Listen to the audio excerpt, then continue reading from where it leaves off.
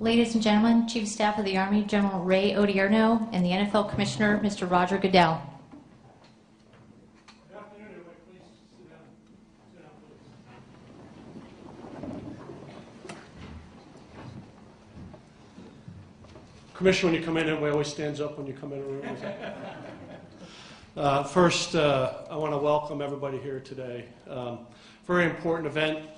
Good afternoon. I want to thank you for being here to what's an important topic to the United States Army, one that ensures that the great sacrifice and commitment of our soldiers are recognized by doing all we can to ensure their mental and physical well-being. And I cannot think of a better place to be today than here at the United States Military Academy to talk about what the Army is doing with the National Football League to address traumatic brain injury in our ranks. It's an honor to be here with the Commissioner, Roger Goodell. Thank you so much for taking time out of your schedule to be here, especially since I believe the 2012 season starts next Wednesday, and I know that there's no issues that you have to work through until that day. The National Football League has been a long-standing supporter of our soldiers and our families. No matter where you go in the league, you find them reaching out to our soldiers, our families, and helping us and making sure we feel part of the NFL. And I want to thank the Commissioner for that and everything that he's done, as well as all the owners who's done so much to reach out to our soldiers throughout the country, especially during their times of deployment. So I look forward also to working together on awareness, education, and prevention of injuries associated with our professions. Mental and physical toughness, discipline, team over self, and the importance of resiliency are fundamental to both the Army and the National Football League. These are common traits that we inculcate in our cultures. In the Army, we call it the warrior ethos, which is reinforced by the soldier's creed. This is essential for us because our soldiers operate in some of the most complex and difficult environments in the world. But these same traits, although commendable, sometimes make it difficult for individuals to come forward and identify potential issues that they might have physically, but especially mentally.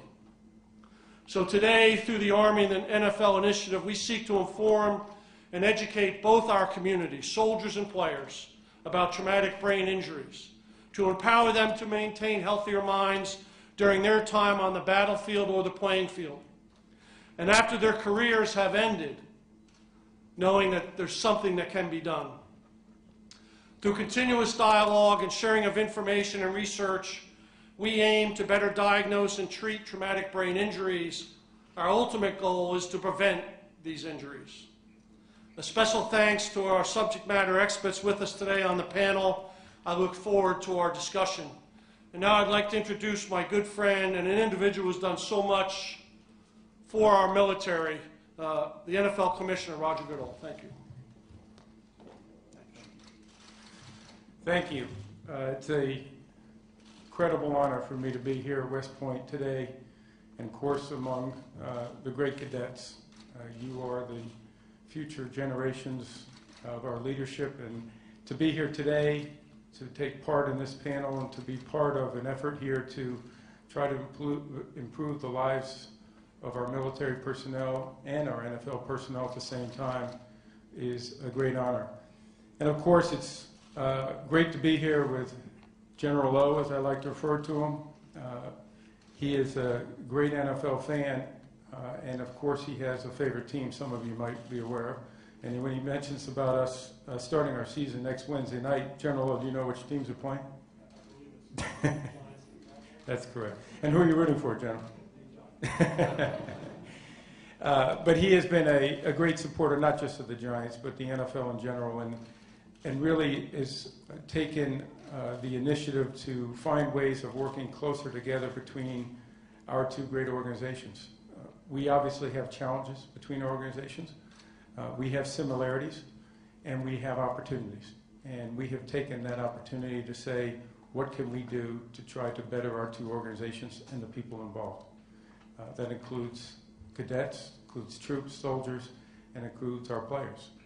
And we believe that together we can make a big difference.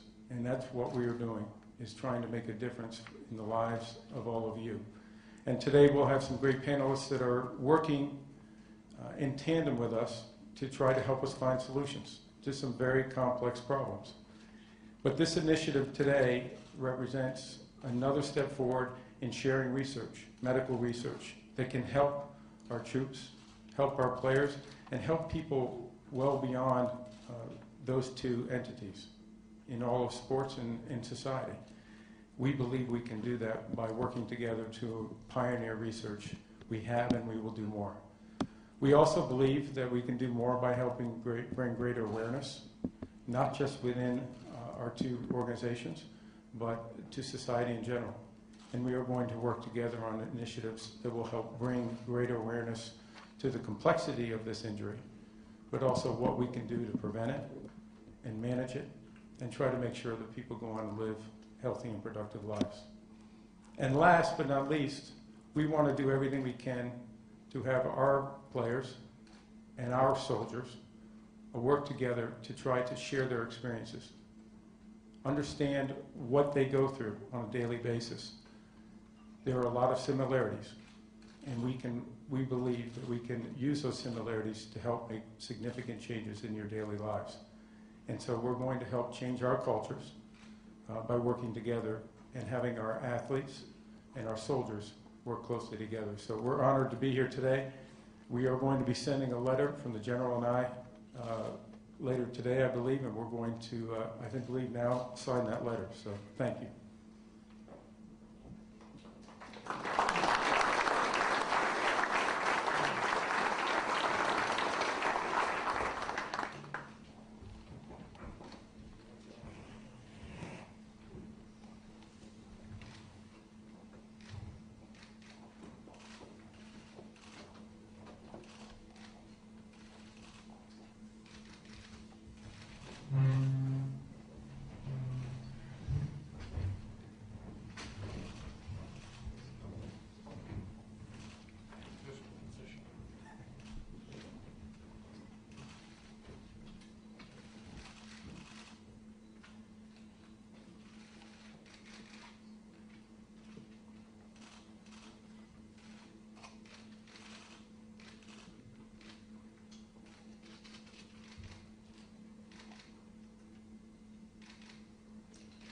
Okay, I'll now take the opportunity to begin this panel by introducing our host, Mr. Frank Luntz, who has been a great service to the NFL in helping us communicate these issues more effectively.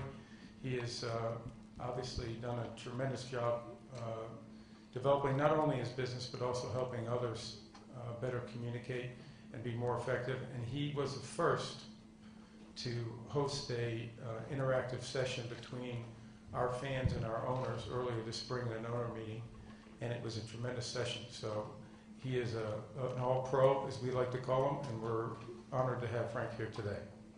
Thank you, Commissioner, and thank you, General. And I just want to say it is a tremendous honor and privilege to be here, and I couldn't think of a better place to hold this discussion, and certainly not that community college down in Annapolis, Maryland.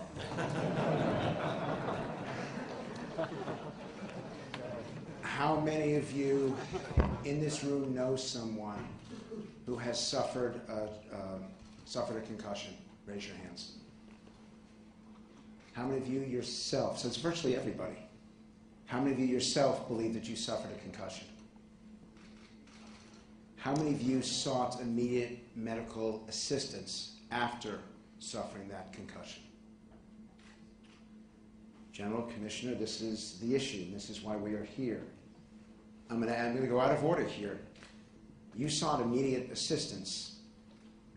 I know from my conversations with players that most of them don't. I know with my conversations with those who serve that most of them don't. What made you different? I didn't have a choice. I was asleep. So when I had my concussion, I was unconscious. So when I woke up, I was on a medical day. So, and I want to ask you all, and if you can speak, in fact, if there's a microphone that someone's supposed to hand to me along here. Why didn't you? Who suffered a concussion? Raise your hands. Did you seek immediate assistance? Why not?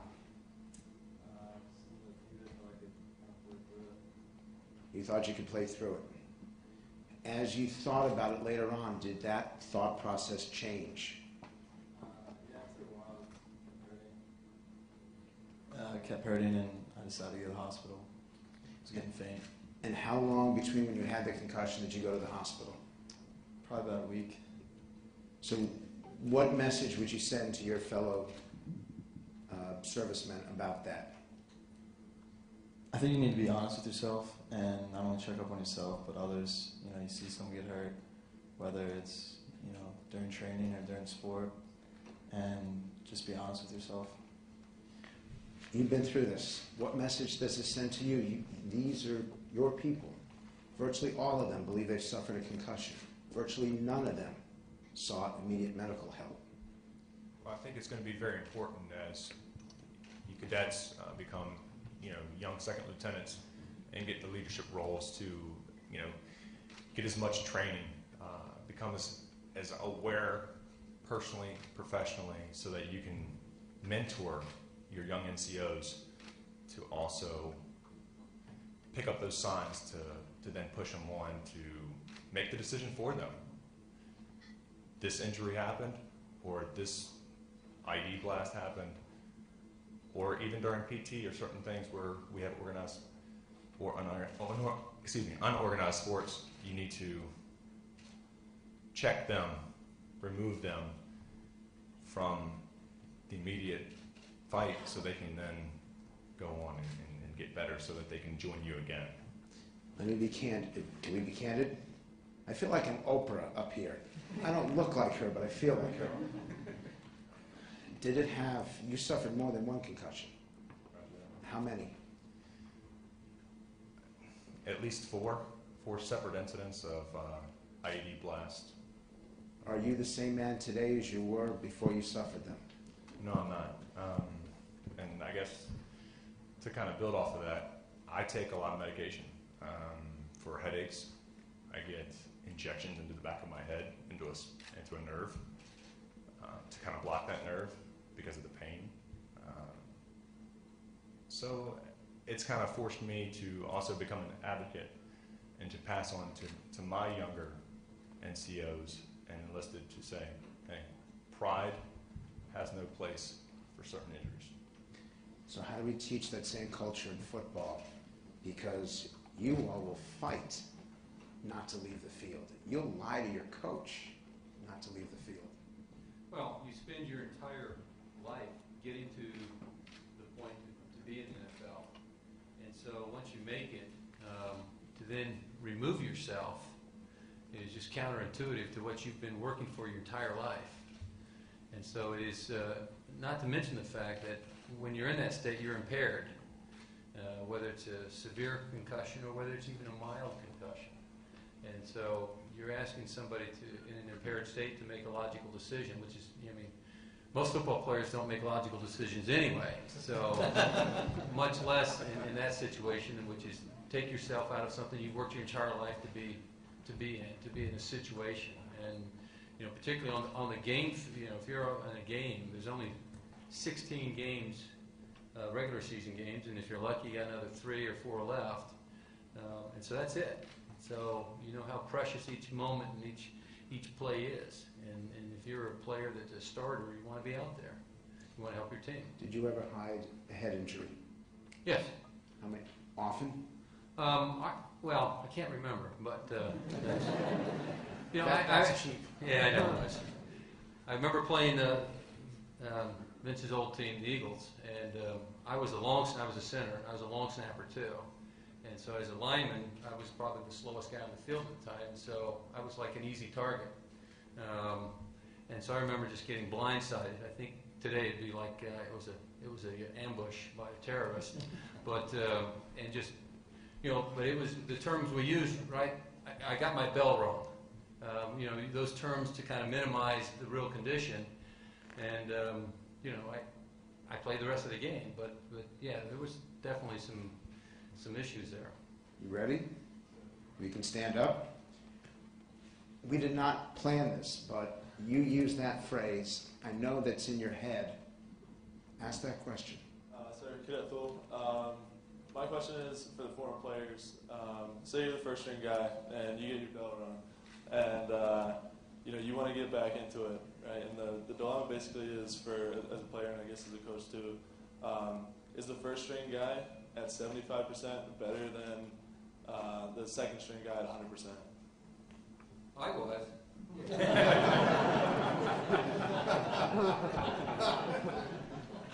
Troy? I was, and I was told that, but it wasn't from my head. I was just recovering from a knee surgery, and coach had told me 70% of you is better than 100% of our second stringer.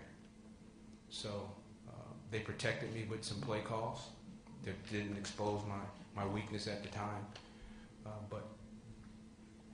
So my issue is peer pressure, and I think we haven't talked about Absolutely. that. We haven't talked about that yet, but I think in the military we have peer pressure, and I think in the NFL, my guess is you have peer pressure. And so what it's about is, as I talked in my statement, is we talk about warrior ethos, we talk about a soldier's creed, that you'll always be there, and so the issue I worry about is, does that make us afraid then to come forward and admit that we have a weakness, especially one that you can't see?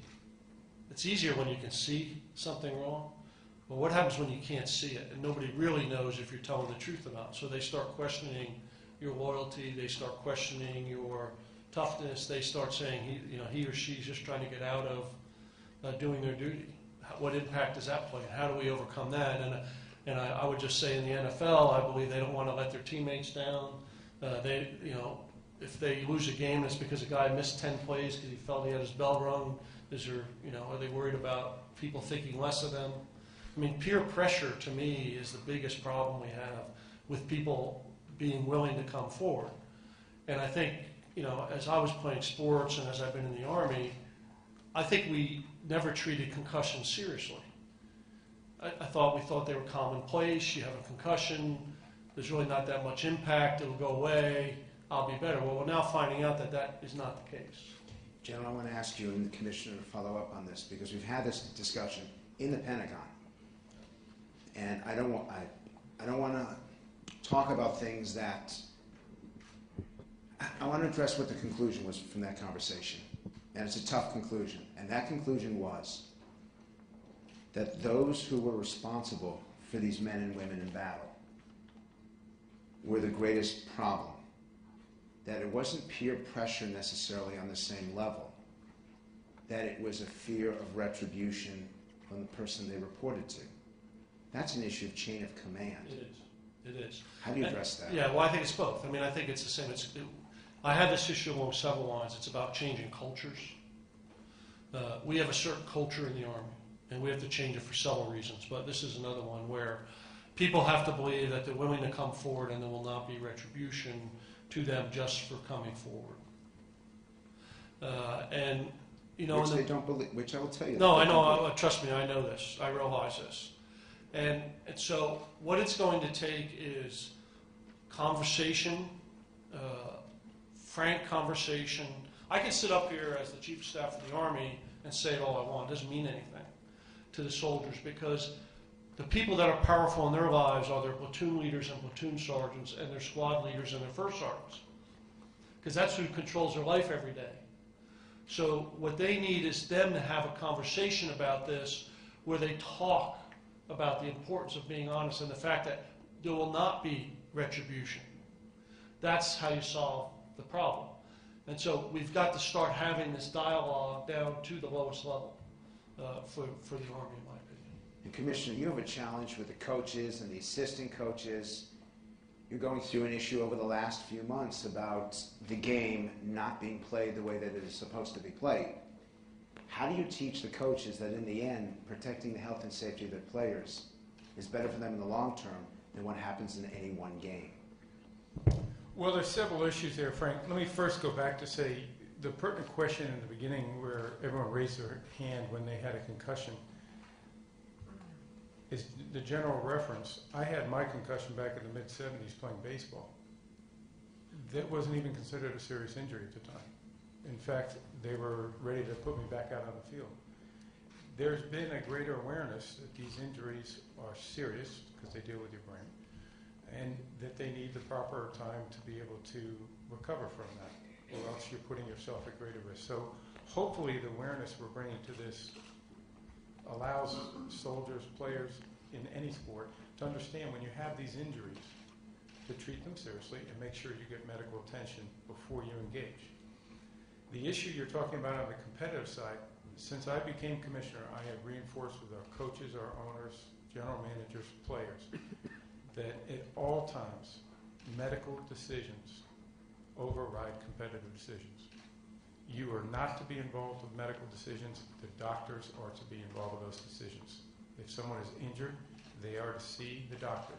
And if the doctor says they are not available to play, they should not be permitted to play. And we are also encouraging our doctors to take a cautious approach. One of the complexities with this injury is that you may not see the symptoms immediately. You may see them several minutes later, in which case, until that proper diagnosis has been made, the doctor should treat that conservatively. I'm going to ask you another question as a group. Let me ask. I got something just to jump on. I don't think that it was a leader problem, and I'm not trying to, but I will tell you that it was a not understanding problem. I did route clearance. I was a battalion sergeant major that owned all Route Tampa from Bakuba all the way up to Mosul. And as a battalion sergeant major, then a brigade sergeant major. And I don't think it's on the medical folks, but every time I had somebody get blown up, I sent them to get checked. I did 15 months, and I did 34 of 36 months.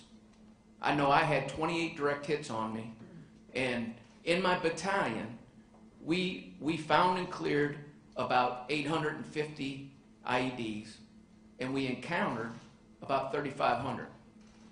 And you know when I was there, sir. The fact of the matter is that I didn't have a soldier that didn't get blown up. Now I'll ask you, how many Purple Hearts you think we had in my battalion? I had 19. I had 19. I had people that I'd send over there, and I'd go and I rode a patrol with each one of them teams every single month. And then I had to take them out of the fight. There's another thing in the Army. I can't talk about the NFL, but I can talk about the Army. I wasn't a BCT, so I didn't deploy at 100%. And I had to rotate my entire battalion through block leave. So it wasn't, it's a warrior ethos, and them feeling committed, because I had to have 10, it was supposed to be 10%, but I could never be below 15% to get everybody through block leave, because I can't do it the first 2 months, I can't do it the last 2. So there's much that goes into that, and I just think it's awareness, because the bottom line was when I sent them, we didn't start doing MACE tests until OIF 3. So there's a whole portion of that never got Well, addressed. what I'd say, Sarmaine, one point you brought up is, again, it goes back with culture, regulations, and changes. Is, you talk about Purple Hearts and how we recognize Purple Hearts, again, for physical injuries versus non-visible injuries. And that's part of the changing of the culture and understanding the traumatic impact that some of these things have. And I think that's something we have to constantly look at. And it's very, very difficult for us when it's, as you said, you can't see it. So it's really up to words. It's up to what people say. And, part of our problem as well is when they go see the doctors, what are they saying to the doctors? Because, again, we now have measurements, as you were talking about the tests. We do tests now, traumatic brain tests before they go. They do it while they're there, and they do it when they come home. So that's helped us a little bit because we now have a basis. But we didn't do that in the beginning. So there was no basis to understand what changes had occurred. I think that's a valuable tool that we now are using that I think is important, where you understand initially what does the brain look like in a specific individual, and what does it look like after an event, and then what does it look like later on. So I think those are the kind of things we have to do. And I want to ask you as a group, if you are in battle and you are impacted and you think there may be a problem, but you're not absolutely sure, who's going to go to your commanding officer and say, there may be an issue here? Raise your hands. I know what you've been through. What do you tell them? I mean, even if there were not group pressure, I still know very few hands would go up. What advice would you give them?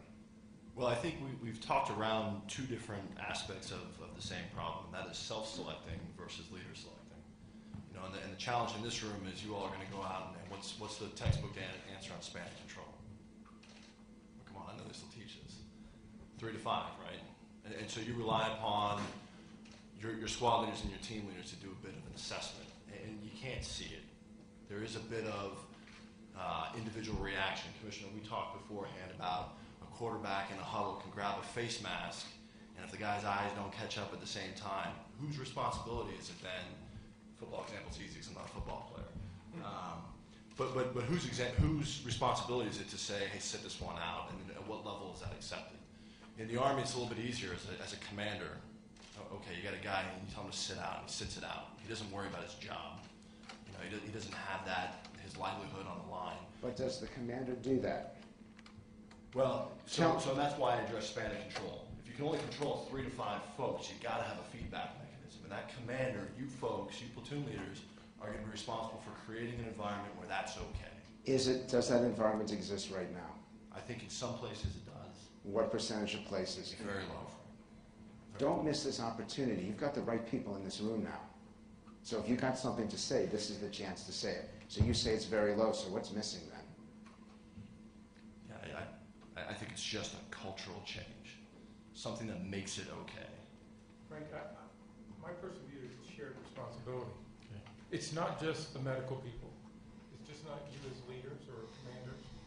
It's you as your fellow soldier or your fellow player. If you see that they've been injured, and you can tell that they're not necessarily with it entirely, we're not asking you to make a diagnosis, but make sure you tell somebody to get them off the field, get them off the battlefield, and make sure that they get the proper medical attention. So it's all of our responsibilities as leaders of organizations, as commanders, as soldiers, as players, as coaches. We all have to do that. You know, I think to key back to that, couple of issues. Mr. Vincent and Mr. Oates said, look, I was concussed because I was knocked out. 90% of people don't get knocked out. That's the problem. And the 90% that don't get knocked out, as Mr. Oates said, they don't know they're concussed because it's a mental status and they're disoriented and disinhibited, and they don't know that. And it really takes, the key that we're talking about is a strong third party to step in. Now that third party, as the Command Sergeant Major said, is all the way from the platoon level all the way up to the commanding general level. And in the NFL, it's all from the athletic trainer all the way down to your teammate, as the commissioner is saying. So I think everybody's got to take part in saying, look, the science is evolving on this issue. We shouldn't call it a ding or you get your car cleaned. It's a traumatic brain injury. Let's call it for what it is. And soldiers get it, civilians get it. I mean, the most common thing that happens to civilians is they're running and they fall and they hit their head and they get a concussion and they don't know they have it. So I think that what we need to do is, you know, the science has got to evolve. We got to educate. And it's not just a leadership problem, it's an everybody problem. And we've got to educate everybody, as we're doing with the Zach Lystead law, changing the youth laws in all the states, so that everybody understands this and everybody is a strong third party. Very quickly, because I know it's in that law. Explain to them what's in that law. So it's 3 things. The law says the following. It was named after a kid in Washington State that got concussed, got sent back in a football game, and he had an almost near deadly injury. And the law says 3 very simple things. Number 1, every family, I don't care what sport you play, you need to be educated on the risks of concussion. It can be girls volleyball, doesn't matter. Number 2, if you are concussed, or even if you're in doubt, just sit the kid out. He does not go back to the game, the practice, until number 3, they're cleared by a healthcare professional. Might be an athletic trainer, it might be a physician specially trained in concussion. But those 3 things not only going to protect the youth, but are going to protect the soldiers and the NFL players. This is West Point. You're the leadership here. How many of you before today were educated on the dangers and the threats of concussions? Still a lot of you whose hands aren't up. So what's happening? I absolutely wanted to talk about the current Department of Defense policy. We just gave an example, Frank, about how if you're in battle and you feel like something's wrong after an IED or an explosion, what do you do? And it's a relatively new policy, and I see a lot of you have your pens and papers, and I want you to write this policy down. It's called Directive Type Memorandum, DTM 09033. Which is why nobody ever follows that crap. Exactly. Who created that language? Yep. So this is a very important policy, and I want you to take the time to look at this policy, after the meeting today. I'm going to go over the highlights right now. First of all, if you're involved in one of 4 mandatory events in theater, if you're within 50 meters of a blast, if you have had a blow to the head, if you've been involved in a vehicle collision or rollover, or if your commander's just concerned about you, there's a command-directed provision, and just like we just discussed, there's a mandatory medical evaluation, there is a minimum 24 hours of downtime, and you must have medical clearance before returning to duty. This is a relatively new policy. It was signed in June of 2010, and so many of you who have not deployed may not be familiar with it, but it's the same tenets. Even if you're not concussed, you still have to have that minimum 24 hours downtime. Now, we know the reality on the ground is that you can't always get that right away. There's operational considerations. The commanders can certainly waive that, but the intent is to get them that rest, to get them checked out as soon as possible after the injury. And I absolutely want to encourage all of you to take a look at this policy sometime in the near future. Could I just maybe, since this is educational, right here, why don't we, it was interesting, Major Goldman and I talked, the NFL added a piece to this test. The MACE test added the same piece, which is called the BEST test, and it's the balance test, and it's one of the most sensitive things for concussion. So may I get everybody involved, give them the BEST test? I'm the one who asked the questions. Okay. Go ahead. All right, everybody stand up. Okay. This is the Army. Stand on one foot, your hips up, and close your eyes. Okay, a lot of concussed people, you see that? Sit down, please. But that was added to the MACE test for the United States Army this year, and was added to the NFL test this year. And believe it or not, it's a highly sensitive, reproducible test, and it's going to help us. So how do we take this? I want to take this back to football. I believe that the most dangerous people on the face of the earth are not the Taliban, the Philadelphia Eagles fans. How do you, when you know that fans go nuts when a player goes out of a game? I was at a Bears game a couple of years ago when the quarterback got decked, and someone tweeted that, oh, he's too weak. Now, he got really hurt, but no one knew about it because players were tweeting what happened, and they were wrong. How do you change the culture from a player perspective so that they take responsibility for the long-term impact of their health rather than just a single game or a single down? I think the protocols that I know that we have in our culture at the National Football League under Commissioner, some of the steps that he's taken. It's about education and awareness. Listening to Sergeant talk about his condition. I've had 7 documented. For 4 I was unconscious. 3 I had to leave the game. The reward outweighed the risk at that time, and I'm not taking any medication today. Some of the parameters and policies that we've put in place, we need these policies to protect us from ourselves.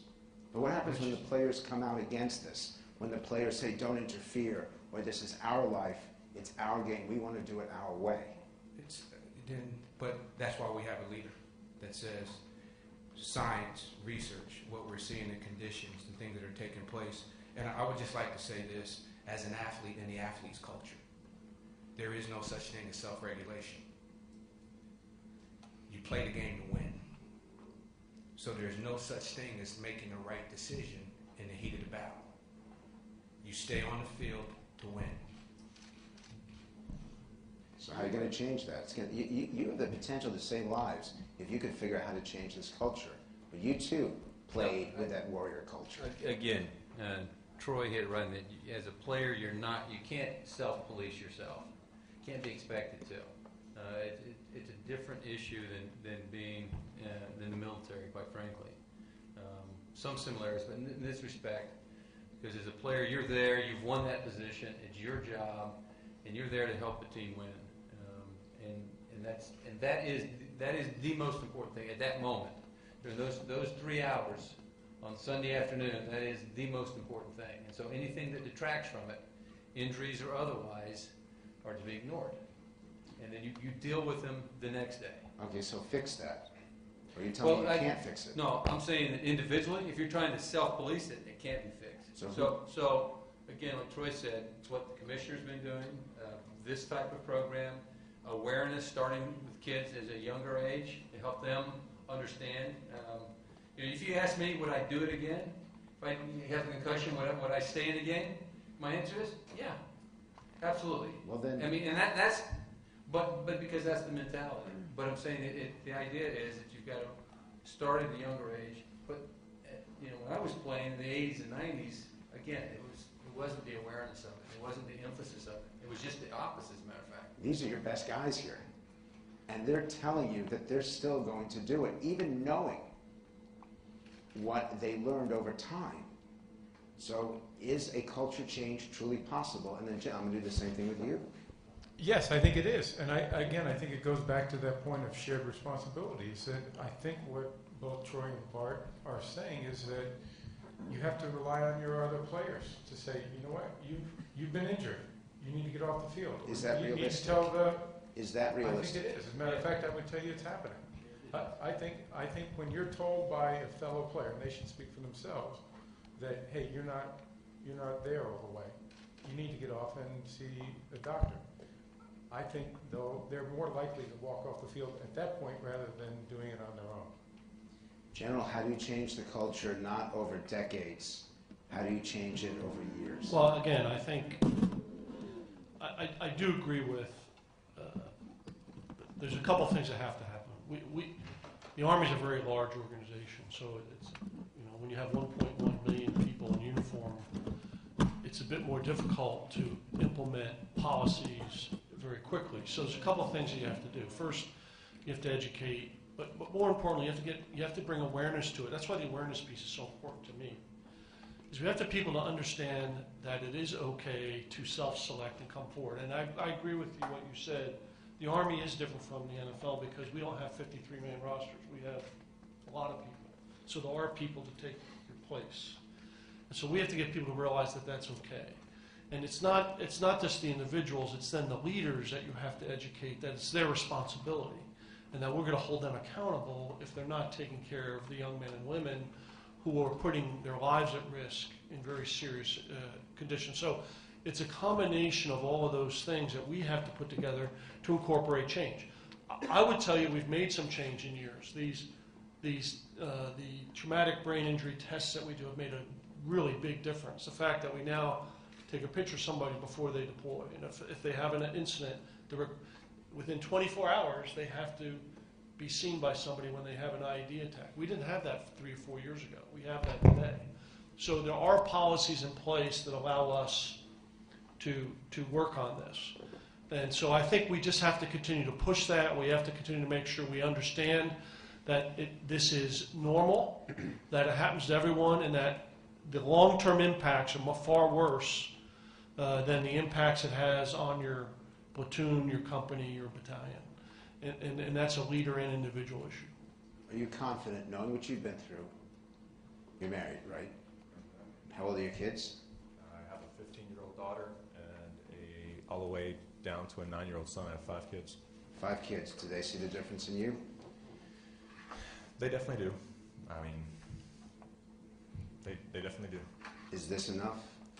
Well, to continue what the General says, I wholeheartedly feel that as a staff sergeant,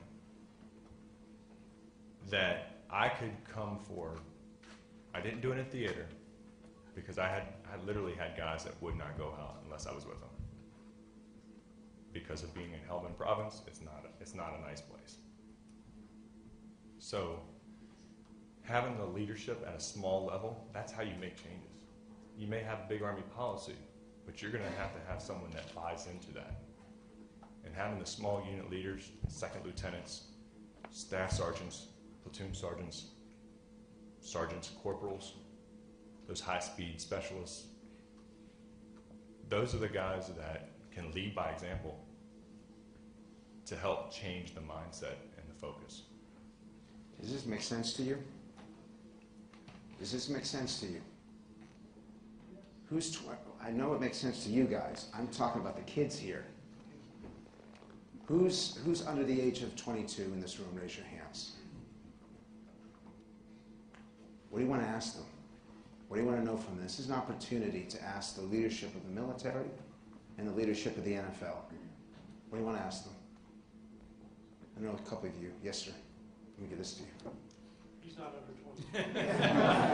Well, he was once. I was once, sir, when I served with you.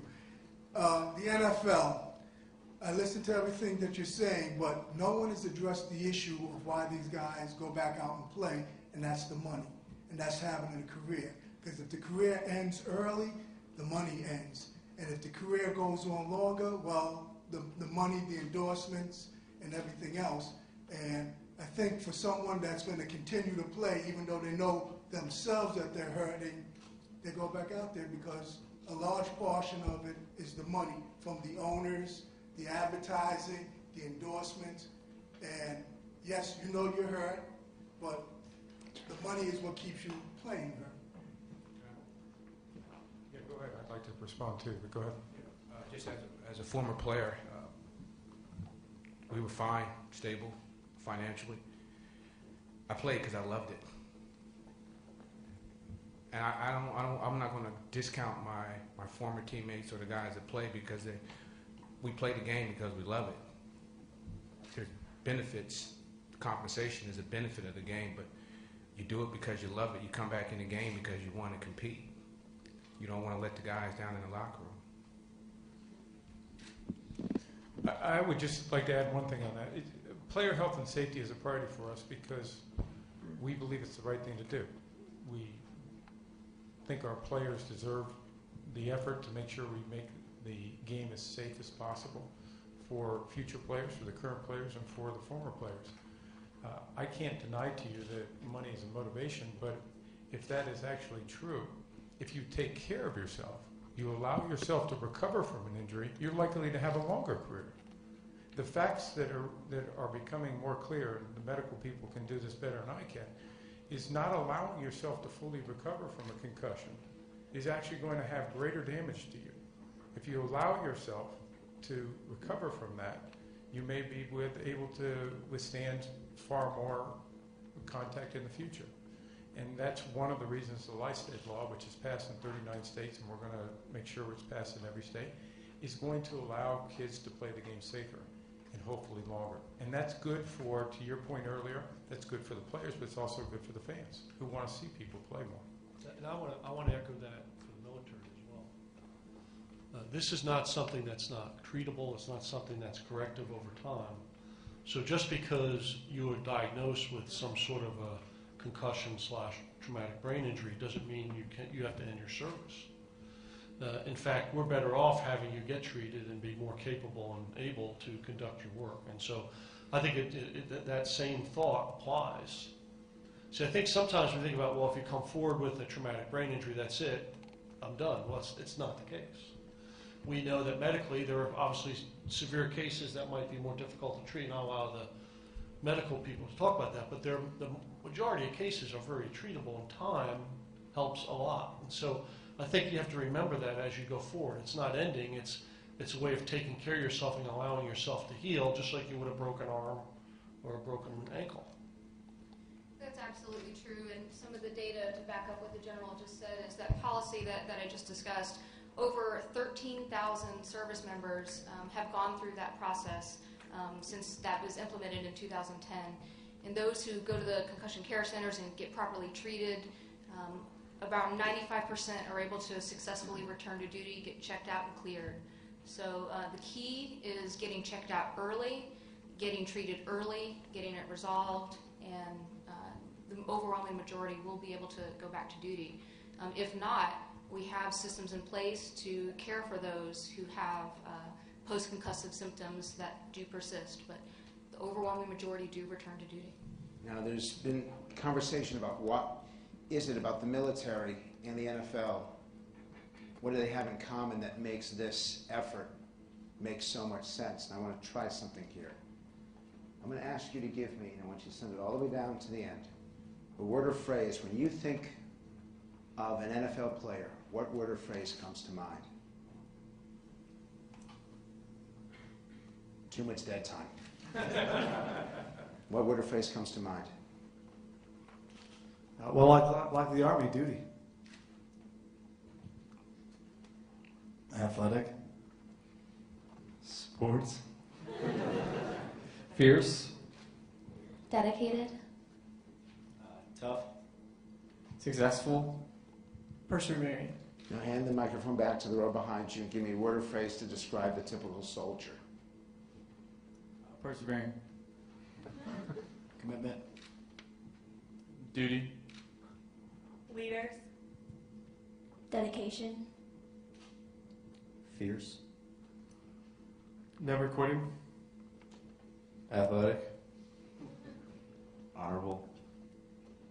So it seems to me that there's a similarity between the two. How do you connect them? How do you teach players that to follow those in the military, that they have set a tone and an example that players should learn from? And how do you teach soldiers that they have something to explain to the NFL that both sides can benefit from this effort? Well, I think this is a good step. This partnership we've had, the boards that we've had previously, but increasing the public view that there is a collective effort to get after the problem, that is a very real problem, and put faces on the problem. You know, not just names, not just stories, but put faces on the problem. Put the fierce in people's faces so they can see that this does happen, no matter who you are. So do I want to show players 10 years after who have trouble walking and maybe even have trouble talking? Do I want to show the consequences of this? Frank, there's a reason I'm not an IO guy or a public affairs guy. I'll pass on that question. I mean, I don't know the answer. I don't know how you message that. So you got to show a balance, show the, and you talk through, do the awareness. I mean, I would tell you, I would say one of the issues is we tend to, I'm talking about the Army now, not the NFL. I'll let the NFL speak for themselves on this. But what we face is we tend to focus on the most difficult cases. And we tend to hear the stories of those who probably will not recover from traumatic brain injury because of the severity of what they've achieved, when, as was just said, 95% recover. So it's important for us to talk about that this is a treatable health issue, and that it happens quite regularly to everyone, as everybody raised their hand here. And the fact that it's okay to say, I have the problem, you can get treated, and in some cases, very short time, be back making your living as you were asked to make your living. And, you know, as they said those words, you know, how many people would not like to be described with those words? Courageous, honorable, athletic, tough. That's how everybody wants to be. So what we have to be able to overcome is the fact that you're no longer considered to be honorable, courageous, tough when you come forward and say, I have an issue. That's the problem. One of the problems. And then it's, you know, so in my mind, that's the kind of discussions we have to have publicly. And then it's leaders. And in our case, it's, you know, from, as I said earlier, squad leader, platoon sergeant, all the way up to me. And in the NFL, from, you know, teammates, coaches, up to the commissioner. And we got to all have discussions and talk about this. And that's why I think this is such an important forum. And just the beginning of what we have to do as we go forward. Mr. Commissioner? Well, I think the General said it incredibly well. Culture changes are not easy. They don't happen overnight. they come through a consistent emphasis on making sure that we do things right. You know that in the military, we try to do the same thing in the National Football League. And I would go back to something that was mentioned earlier, Frank. None of us have done enough. We're not going to stop. I know the general feels the same way as I feel. We're going to continue our efforts in these areas, do better, do more, and we believe we'll make a difference, not just in the lives of people in this room or on NFL fields, but in society in general. And that's our commitment. And that's why we're working together to do this. I'm going to give you a chance. Anyone? Go ahead. You got it. My name is Cadet Cho. Sergeant, you talked a lot about how the fact that when you went out, you would have soldiers that wouldn't go unless you were with them. And I was wondering, sir, or Sergeant, if you could address like the morale issue. And I think that's something that hasn't been addressed, is that when you're a leader, I think it's, even when you identify yourself as being injured, it's hard, and I'm sure it's the same in the NFL when you have a key quarterback, key player that goes out of the game, the morale issue for the rest of the team. General, I know you talked a lot about the fact that because we are such a large force, we're able to replace soldiers in their jobs. But I was wondering if you could address the morale issue and being leaders. Yeah, well, I mean, one of you go. You have something you want to I think to be an effective leader, you have to understand the mission, you have to understand the people that you have working for you, and you have to be compassionate. And I'm not saying compassionate as in coddling or babying troops, but leading by example. I'm 6'4", 245 pounds. I've done 36 months of deployments. I don't think anybody's going to call me weak. But that being said, I've operated under some pretty tense situations, and I know from a morale standpoint, when my guys said, hey, we need you, that's why even though I had just gotten blown up earlier that morning, there still was a mission for me to do. There wasn't the ability for me to come out of the fight at that point. So the morale is, I've got all my limbs. I can still walk. Might not be able to think all that straight, but the mentality was, hey, I'm still in the fight. But if I would have had a leader at that point, say, Sergeant Hibbard, I know you just got blown up and you had to help working on this guy that ended up passing away. If I would have had someone say, oh, well, he's, he might be a little delusional or, just out of it, say, hey, get him on the bird too, instead of saying, oh, well, he's still kind of performing his job. That was my duty, my selfless service taking over.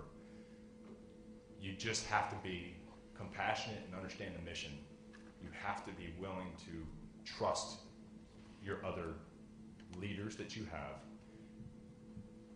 Portray that message of you're not going to be held, or penalized for coming forward. If you can't fight or something's wrong, you have to talk. You have to say that. So you wanted someone to take you out at that There time? were times, you get hit by a 500-pound bomb, you probably need to come out. Yeah, let me talk about this. I think it's an important point here. First, for all those who've ever been in combat, and I actually believe it's the same with the NFL, it's very personal, and it's hard to describe that it's personal. And it gets to what Sergeant Hibbert was talking about down there. This is our business when it comes down to it. When you're in Iraq or you've been in Afghanistan or you're in Vietnam, it's very personal. It's about the person to your right. It's about the person to the left. It's about the person. You depend totally on each other to be successful. And when you're a leader, you feel a burden, and I don't mean that in a negative sense. You feel a burden that you have to lead by example because you have these individuals who are relying on you totally. So as I look at this issue, I actually, and I got to be careful how I say this, but I worry about our leaders more than I do anybody else because our sergeants, our officers, our staff sergeants, our first sergeants, first of all, they're the ones who have done repetitive deployments. Secondly, they're the ones who feel the burden of responsibility. And third, they are the ones who will not take themselves out. So we need other leaders to make sure that leaders are looking after leaders. Non-commissioned officers are looking after other non-commissioned officers. Non-commissioned officers, sergeant majors are looking after their commanders. First sergeants are looking after their commanders. Commanders are looking after their officers and their non-commissioned officers, because they will not take themselves out, because they feel the burden of leadership. They feel the burden of responsibility. And it's very personal, and it's very difficult to take yourself out when you see everyone else is still going to be involved in significant operations on a daily basis. So what I'm asking is that we have to police ourselves. And when I talk about that, I really do talk about leaders, because with our soldiers, we do a better job. Taking leaders out is a much more difficult thing, because first of all, you know them very well, it's very personal. And you got to be able to do it to help them, understanding that this can be corrected. So for me, that's one of the key issues that we have to deal with here, is how we deal with among leaders from the most senior level down to the most junior leader. And it's that bond that we have to have. It can't be just a bond to be successful in operations. It has to be a bond to take care of each other in any way that we can. So when you take me out and you run me through those steps and then you put me back in, now I have confidence in the system. That's right. And now the morale question, I don't have any issue. I know the boss is going to put me back in. I know my job isn't taken by the second string guy. That's a great point. And the system has to work. That's a great point. So we've got closure with the military. Can we get closure with football? I think we can. I think it's the process, and it's, as Commissioner Goodell said, it's not going to happen overnight, and it's not going to happen in a year. It takes it's a culture change. I had coaches that they wouldn't agree with this panel. They wouldn't sit through this because it was about getting them back into the game at any cost. And today, though, notice that mentality is changing. So it's a gradual process. So it's these awareness. It's starting with when kids are younger. It's starting with the coaches who are coaching these kids, letting them understand the nature of this and the importance of this, so that as it goes through the ranks, to high school, college, and then if they're lucky and they make it to the NFL, that whether they're playing or even more so if they're coaching, because that's where it has to happen. Because the head coach is the guy in the NFL. I mean, for the player, that's who the player looks to. He's to the player, that's God, and because he makes all the decisions as to that player's livelihood and whether he's going to play or not. Commissioner, are you comfortable that you got 32 coaches that now at this point are on the right path? I am, but I don't think that you can let up. It's not a job that's completed. You've got to keep after it. And I believe that our coaches love their players. I believe all of us respect and love our players. They are incredible young men. They do incredible things on and off the field, and I'm proud of them, very proud of them. And I have a responsibility, as well as the coaches and everybody else in this organization, to do what we can to make their lives better on and off the field for those future players, those current players, and the players that have played the game. And we have to keep after that. It is not a job done yet. Before we end this, I want to end this actually with football. I want to know, how many of you consider yourselves football fans? Raise your hands. Get those hands up. How many of you can... Your hand's not up, but I won't out you. Don't worry, the cameras are behind you. When I count to 3, I want you to tell me what your favorite football team is. You ready? 1, 2, 3. Army team. Okay, we're going to try it one more time. 1, 2, 3. Army team. What do you want to know about the NFL? We'll finish with 2 final questions. You got the first one. G'day, Ryder. Commissioner Goodell. The past couple of years, you had to deal with different things regarding illegal hits and head-to-head contact. What would you say are some of the hardest decisions you've had to make as commissioner of the National Football League? See, we should have cut this off right there. Yeah, Frank. Thanks a lot, Frank. The most difficult decisions for me are the ones that involve the individuals in the game. When you're talking about disciplining individuals, whether they're players, coaches, executives, it affects a lot of people's lives. And when you take away their opportunity to play the game, as an example, or coach the game, you have to take that into very deep thought. You have to get a lot of counsel. A lot of people will give you advice. And recognize you have to do the thing that's right. And when you've listened and you've thought through that as best you can, you just have to have the courage to stay and do what's right long term. And believe that you're doing what's in the best interest of the game. I love football. I love the people who play the game. I love the people who are involved with the game. And I want to do what I can to make the game better. And you're going to have the last question back there. Go for it. Mr. Commissioner, as an Army football player, just want to ask you, will you be in attendance at the Army versus Air Force football game? I got that invitation this morning. I got to go back and check with my boss, my wife, and my two girls. But I would love to do it. I think it'd be a great honor to be here. I've never experienced it, and it's something I want to do. So I'm hopeful I'll be here.